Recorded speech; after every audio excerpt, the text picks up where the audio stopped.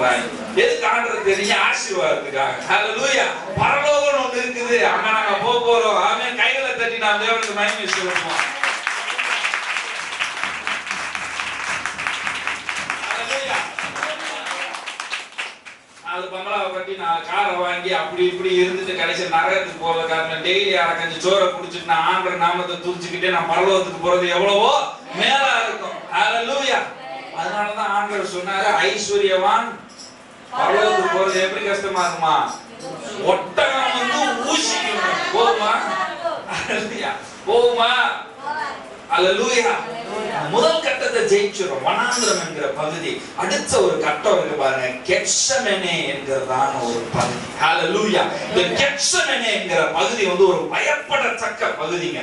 Gethsemane என்கிற ஒரு பகுதி வந்து திகில் நிறைந்த ஒரு பகுதி. கெத்செமனே என்கிற ஒரு பகுதி வந்து அழுத்தம் உண்டாக்குற ஒரு பகுதி, கவலை உண்டாக்குற ஒரு பகுதி, கேள்விகள் உண்டாக்குற ஒரு பகுதி, சொன்னாலே பயம் வருகிற ஒரு பகுதி. ஹல்லேலூயா. ஆனா அந்த பகுதியும் தேவன் ஒவ்வொரு கிறிஸ்தவனுக்கும் வைத்திருக்கிறார். ஹல்லேலூயா. கெத்செமனே என்கிறதான ஒரு பகுதி. ஹல்லேலூயா. வனாந்திரம்னா என்னன்னு சொன்னேன்?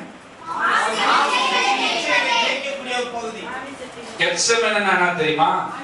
திகிலை உண்டாக்குறது, மாமிசத்தையே ஜெயிக்கக்கூடிய ஒரு பகுதி. ஹல்லேலூயா. ஹல்லேலூயா. முதல் கட்டம் எப்படி இருந்துச்சு? மாமிசத்தின் இச்சையை தான் ஜெயிச்சோம். ஆனா கெத்செமனே என்கிற பகுதி மாமிசத்தையே ஜெயிக்க பண்ணுகிற பகுதி.